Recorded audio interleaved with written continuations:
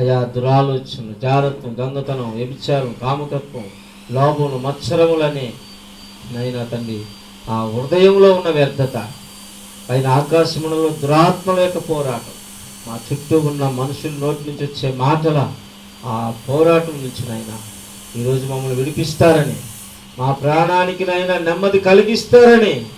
మమ్మల్ని మేము అప్పగించుకున్నాం ప్రభా. అటు కొరకు మాకు సహాయం చేయమని,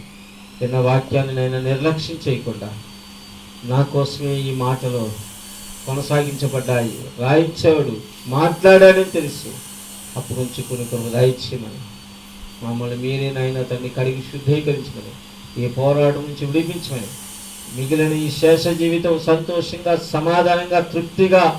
ప్రాణంలో ఆయాసం పోగొట్టుకుని నెమ్మదిగా బ్రతికే కృప దయచేయమని మమ్మల్ని అందరూ మీ చేతులకు అప్పగించుకుంటాం. మరొక పునరుద్ధాన దినం వరకు మమ్మల్ని కాచి కాపాడి మీరు భద్రపరచమని, సకల మహిమ వాళ్ళు మాత్రం పొందుకోమని యేసుక్రీస్తు నామములో ప్రార్థించుచున్నాము మా పరమ తండ్రి. తండ్రి యొక్క ప్రేమ, కుమారుని యొక్క కృప, పరిశుద్ధాత్మ దేవుని యొక్క అన్యోన్య సహవాసం ఇప్పుడు మనకును సకల పరిశుద్ధులకును సదా తోడు నడిపించును గాక. యేసు రక్తమే, శిలువ రక్తమే